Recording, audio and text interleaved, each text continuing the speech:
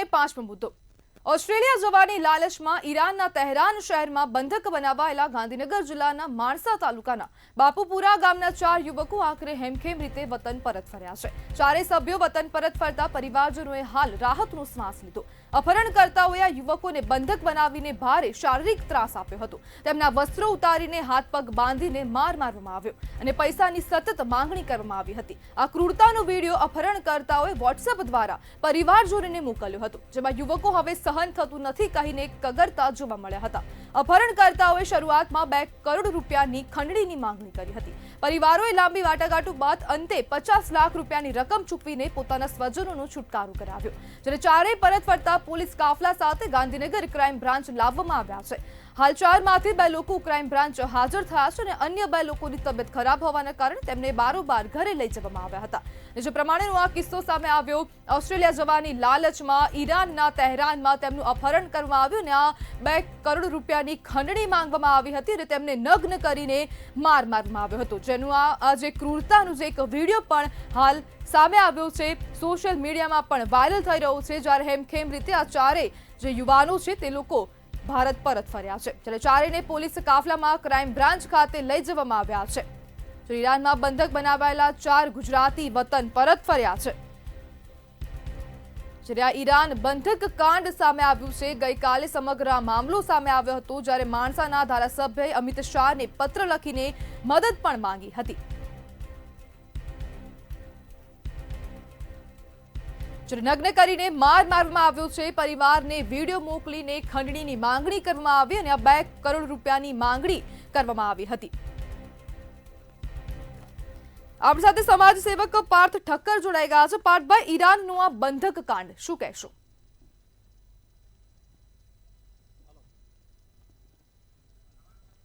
જી પાર્થભાઈ, ઈરાનનું આ બંધક કાંડ શું કહેશો?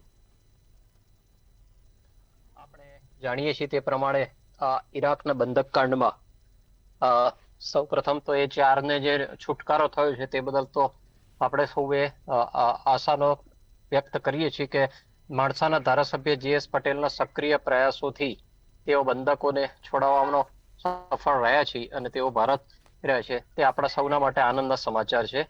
પણ આપણે જાણીએ છીએ તે મુજબ કે આવી ઘટનાઓ વારંવાર બનતી રહી છે અને બની રહી છે, છતાં પણ લોકોના ત્યાં વિદેશ પ્રત્યે જવાનો મોહ ઓછો થઈ નથી રહ્યો, તે એક ગંભીર બાબત છે। તો આ બાબતમાં પણ લોકોએ પોતે વિચારવું જોઈશે અને ક્યારે અને કયા કન્ટ્રીઝમાં કઈ રીતના અને કયાની થકી જવું તે અંગે પોતે બહુ જ સબળ અને મજબૂત રીતે વિચાર કરવો પડશે। ખોટા પૈસાની લાલચમાં હવે લોકોમાં વિદેશ જવાની લાલચ કેમ વધી રહી છે?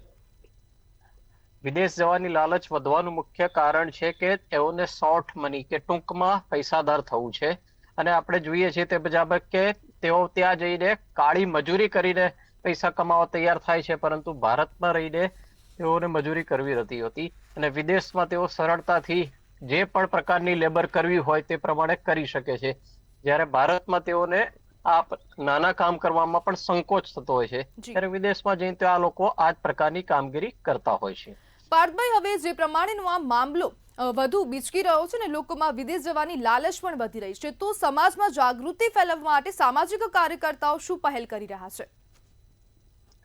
આ અંગે રાજ્યનો અને પોલીસ તંત્ર પણ જાગૃતિ માટે અનેક પ્રકારના પ્રયોગો કરી રહ્યું છે। અનેક NGO પણ આ અંગે સતર્કતાથી આગળ આવી રહી છે અને ખાસ કરીને સમાજો, સ્વૈચ્છિક સંસ્થાઓ, ધાર્મિક અને સામાજિક સંસ્થાઓ પણ પહેલ કરીને વિદેશમાં પણ જ્યારે કોઈને કઈ તકલીફ પડે ત્યારે વિદેશના નંબરો આપતી હોય છે।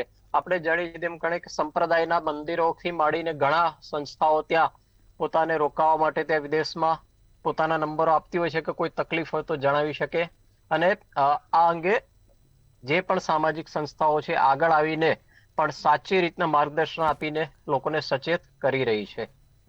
ખાસ કરીને પોલીસ તંત્ર પણ આ અંગે જાગૃતિ ફેલાવવાનું કામ કરી રહ્યું છે, પણ આ ઘટનાઓમાંથી જનતાએ જાતે જ સ્વયં શીખ લઈને કે ભાઈ શોર્ટ મનીથી દૂર રહીને પ્રોપર વેથી સાચા ડોક્યુમેન્ટ આપીને અને સાચા રસ્તે વિદેશમાં જવું જોઈએ। જી બિલકુલ પાર્થભાઈ, જોડાવા બદલ આપનો આભાર।